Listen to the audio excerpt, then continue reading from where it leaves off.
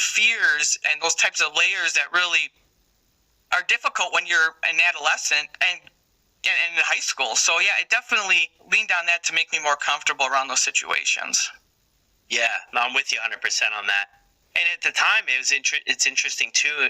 You share that you just have no idea when we first get into this where it's going to end up. None of us know what the future holds. Like, I remember I had some buddies, and we drank and partied the same, but when it was time to go to college or it was time to graduate college, like, they seemed to just turn the switch off. Well, that was good. We had fun. And I always felt like I was just the guy left behind, the guy who moved back home after school and everything else, and just couldn't seem to get that switch turned off. And it was a really confusing point in my life to why could they be able to change things. And I think when I look back now, I mean, we were drinking for different reasons. For me, it was good, it was fun, but then it felt like it was necessary to be able to fit in and keep it going. And then also I assumed the identity of the party guy, just do ridiculous stuff, and I felt like it was my obligation to continue that going for people. And I always thought in my own head, well, if I don't do that stuff, are they still even going to be interested? So you do technical college for a little bit and get involved with some other stuff too as well. How does that all look for you and play out for you? Yeah, I think after college, I got a job, and I've been at the same job now for about 18 years. And I was really, in my eyes, I was a functioning alcoholic the last couple decades. I was able to work, obviously not to my fullest potential because I was hungover every day, but I drank every day. I mean, I could count on my one hand in the last 20 years before I got sober the amount of days that I actually did not drink. So I was an extremely heavy drinker. I would go to the bars every single day. I loved to socialize, shake for dice, or shake for dollars, shake for shots, play some pool. That was my scene. And like you said, some people can turn that off. They can go to the bar, just have one drink or just have a couple drinks. I was not that way. I went to the bar, and one drink that's unheard of. There was no one drink for me and you, Brad. We always wanted, as many as we possibly can have. So I drank heavily at the bars, and when I came home, I didn't shut it off either. I also became a drinker by myself at home, just sitting on my couch. And I started with beer, and I tried to, looking back on it now, I probably tried to quit so many times because I switched from beer and then I went to wine, thinking maybe that if I drink wine now, I'll drink less at home. Well, then now I'm drinking 1 to 2 bottles a night of wine on top of all what I drink already during the day. So then, okay, maybe I switch to liquor. Maybe if I switch to the hard stuff, I won't need to drink as much to satisfy whatever it is that I needed to satisfy at that time. And that didn't work either. Then that even got worse. So, my whole life was just drinking, really.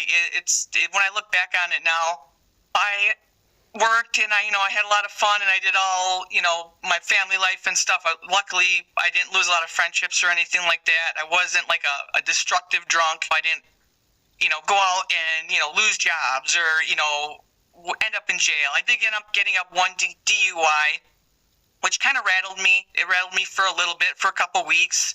But then I just went to the bar closer to home, so then I could walk home. I was always trying, as far as I can remember, I think when I was in my early 20s, when I was in college, I knew I had a problem deep down in me. I absolutely knew it, but I just buried it.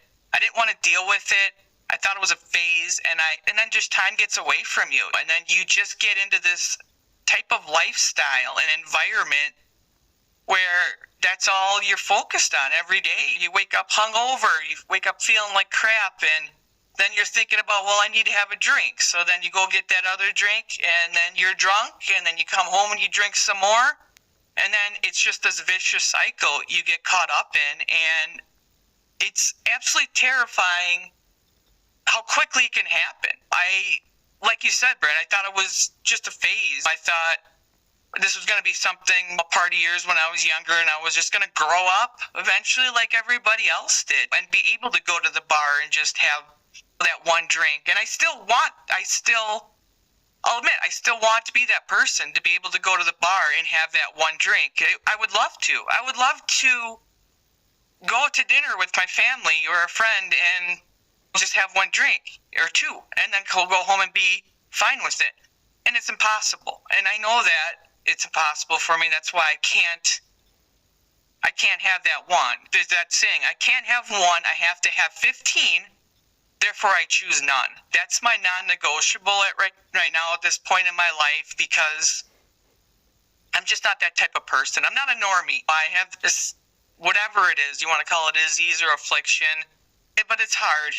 It's hard, but I'm here. 1,000 days sober today, so, which is pretty cool. I've made it this far, and I don't plan on slowing down anytime soon.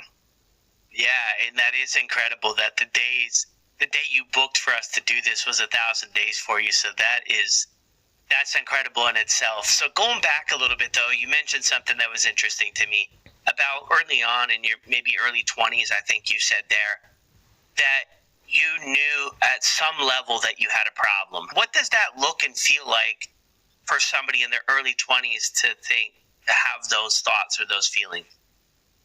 Yeah, I think for me, when I was thinking that, like I said, I just thought it was a phase. I thought I was going to grow out of it, and that eventually I would just grow up and move on with my life and not drink as much. I knew I had a problem, but I didn't think I had that kind of a problem. I just thought I drank too much, but not alcohol had this grip on me where I could not stop, and I needed it to basically function and survive. It was like a survival mechanism for me at that point. So yeah, it was hard. And then I just buried it. I drowned it with more alcohol because I just didn't think I would end up like my father that had a problem. I didn't think I would end up like my sister. You think you're different. You think it's just going to be something that you're going to eventually kick and be able to be someone that can just walk around and have a couple every now and then or whatever, or not at all, and just be fine with it and not have it as a struggle as it is sometimes. So, yeah, it's something that I just buried. I just figured it's something that'll pass, but then time gets away from you. And before you know it, you're really deep into it. Yeah, and then a lot more challenges come up about how to get out of the cycle and how to move into sobriety. If you can remember, when did shame, if that's part of your story, feeling shame about drinking, enter the picture? Shame and guilt and resentment and all that. Those are some big words. I'd probably say, when I hit my 30s at some point, so probably about 10 years ago, is when I really knew that I just couldn't escape it. And I was hiding it at that point, hiding from my friends and family. You know, they talk about how much did you drink or what did you drink or whatever, and I'd lie. I'd just say I don't drink every night. I just drink on the weekends, or if I have some during the weeknights, it's just a couple. It's all bullshit. I drink all the time. So the fact that I knew I was lying when I started lying in my 30s and hiding it, I definitely felt a lot of shame and guilt, because it is. But you don't want to admit that you're that out of control of your life that you can't control just the substance. And it's something you can control, because obviously there's so many people that have gotten sober, and like me and you, and we can continue to be sober. It is something you control, but when you're like that deep into that addiction and that far out of your own control and reality, that's really where I felt that shame, because it was just chaos. It was just, I had no control over my life, and it sucked. It sucked, and it was shameful for sure. It was hard. It was really hard. And then what do you do when you feel these things, Brad? You drink more. So I couldn't get my head above water at any point, because I didn't feel like I had any way out. I felt like this was my life. This was my environment. This is how it is. And I just have to deal with it. And I dealt with it with more drinking, which was obviously a terrible idea, but that was the only thing I knew how to survive, to get through each day. Yeah. And it's a point that a lot of people, I think, talk about, is that when you get wrapped up in it, where we're sitting now, we can see it clear as day, right? That there's another way to do things. But when you're right in the thick of it, and I've fielded thousands of messages from people, and you can have a conversation with them, and it's just, you can tell on the other side, it's that hopeless state of mind and that hopeless place to be, to where they can't see a way out, even though it's, hey, check out the podcast. Hey, listen, look at all these people's stories on the page. On Instagram, we probably have more than 1,000 stories of people who made it out. But there's a point in time, I think, in a lot of people's life who struggle with this, we do not see a way out of it. That way, we just cannot envision it for our life. Like, I'm going to quit drinking alcohol. Look at how ingrained it is into our cultures. I can't do that. The fun is over. No more friends, no more good times, no more shows, no more football games. Everything is over, and that's really how we feel about it. And then when we get sober, and we'll get into all that stuff, but it's so far from the truth. But it's that real place of just not seeing a way out. You mentioned this before, and I've heard you share this before, and I have to ask, this dice game that you're playing at the bars,